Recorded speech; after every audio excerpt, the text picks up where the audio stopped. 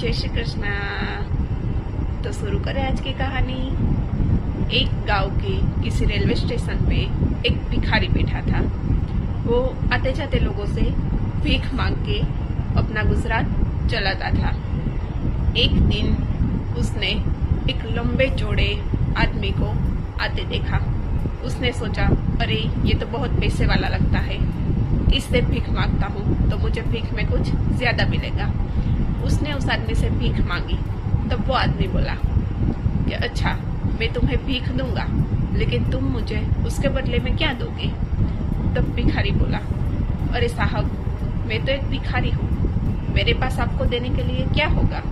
तब वो आदमी बोला, मैं एक व्यापारी हूँ और मेरा एक उसूल है, कुछ मिलेगा तो ही सामने कुछ दूंगा, इसलिए अगर तुम मुझे कुछ दोगे तो ही मैं उसके बदले में तुम्हें भीख में कुछ दूंगा। ऐसा बोल के वो ट्रेन से चला गया। वो भिखारी सोचता रहा। उस लंबे आदमी की बात उसके दिल में बैठ गई और उसने सोचा कि अच्छा, इसलिए मुझे भीख में कुछ ज्यादा नहीं मिलता, क्योंकि मैं उसके बदले सामने लोगों को कुछ देता नहीं हूँ। लेकिन मेरे पास तो कुछ नहीं है, मैं लोगों को क्या दूँ? वो सोचता रहा और उसने फिर एक बात डिसाइड की कि ठीक है, अब से मैं भीख के बदले में लोगों को कुछ ना कुछ दूंगा। फिर वह सोचने लगा कि मैं भीख के बदले में क्या दूं। ये सोचते सोचते ही 2 दिन गुजर गए। फिर अगले दिन जब वो भीख मांगने के लिए स्टेशन के पास बैठा हुआ था, तब उसकी नजर फूलों पर गई जो उसके आसपास खिल रहे थे। उसने सोचा कि मैं भीख देने वाले को ये फूल दे सकता हूँ। ऐसा सोचकर उसने वो फूल इकट्ठे किया और फिर जब ट्रेन में भीख मांगने जाता था, तब कोई उसे भीख देता था, तब वो उसे एक फूल दे देता था और वो लोग वो फूल देखकर बहुत खुश हो जाते थे और उस फूल को अपने पास रख लेते थे। ऐसे ही भिखारी ने शुरू किया भीख के बदले फूल देना। भिखारी ने ये महसूस किया कि जब से उसने फूल बांटना शुरू किया है, तब से उसे भीख भी ज्यादा मिल रही है। इसलिए वो जितना हो सके उतना स्टेशन के आसपास से फूल इकट्ठा करके लाता था और वो फूल भीख देने वाले को देता था। लेकिन जब फूल खत्म हो जाते थे, तब उसको भीख मिलनी भी खत्म हो जाती थी। एक दिन वो भिखारी ने देखा तो ट्रेन की खिड़की से उसे वही लंबा चौड़ा आदमी दिखाई दिया जिसने उसे ये बात बताई थी कि भीख के बदले में तुम मुझे कुछ दो। वो तुरंत ही फूल लेके उसके पास चला गया और बोला, देखो, आज मेरे पास आपको देने के लिए फूल है, आप मुझे भीख दीजिए और मैं आपको उसके बदले में फूल दूंगा। तभी उस व्यापारी ने कुछ पैसे दिए और भिखारी ने उसे कुछ फूल दिए। तब उस व्यापारी ने कहा, अरे वाह, मुझे तुम्हारी बात ये बहुत पसंद आई, आज तुम भी मेरी तरह एक व्यापारी बन गई। ऐसा बोलकर वह अपने स्टेशन पर उतर गया।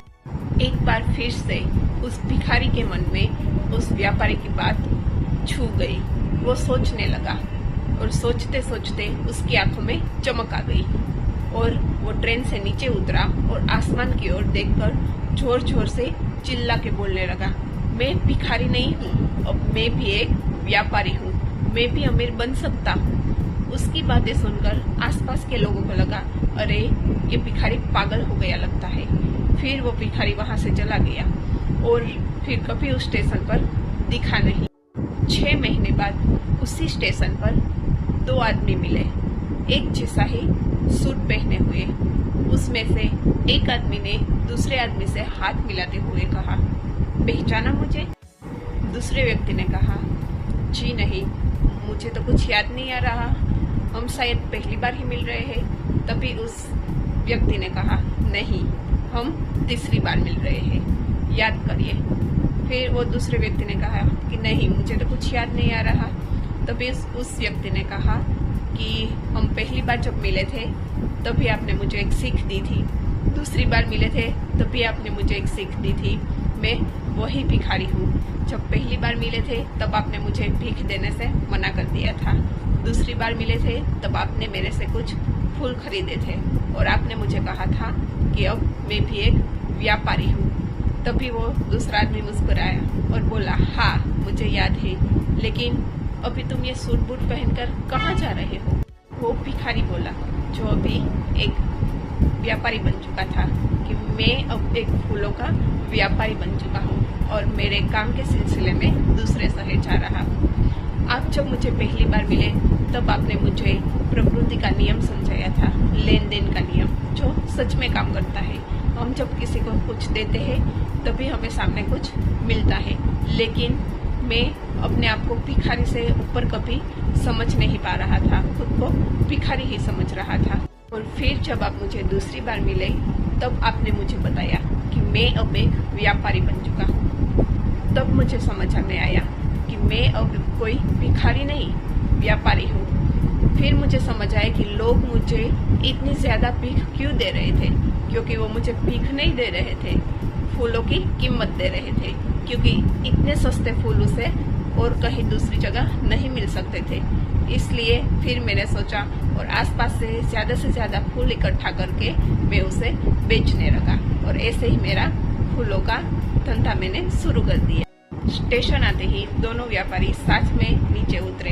दोनों बहुत ही खुश थे और अपने अपने धंधे की बात करते हुए आगे बढ़ गए। इस कहानी में वो लंबा चौड़ा आदमी ने गिव एंड टेक की नियम को समझाया था।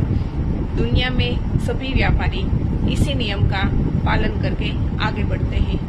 जिंदगी में हम कुछ देंगे तभी हमें सामने से कुछ मिलेगा, और यह व्यापारी ने भिखारी को ये नियम समझाया और उस भिखारी ने उस नियम को समझकर अपने जीवन में उतारा और वो भी एक बड़ा आदमी बन गई। तो इस कहानी से हमें यह सीख मिलती है कि हमें हमारी सोच बदलनी चाहिए। अगर हम खुद को छोटा ही समझते रहेंगे तो हम छोटे ही रहेंगे।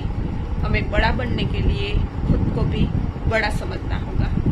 हमें अपने आत्मसम्मान को जिंदा करना होगा, और हम कुछ ज्यादा बड़ा सोचेंगे तभी हम बड़े बन पाएंगे। सफलता आपकी सोच में छुपी होती है। खुद का आत्मसम्मान जगाइए, अपने विचारों को बड़ा बनाइए, फिर देखिए आप कैसे सफलता के शिखर पर पहुंच जाते हैं।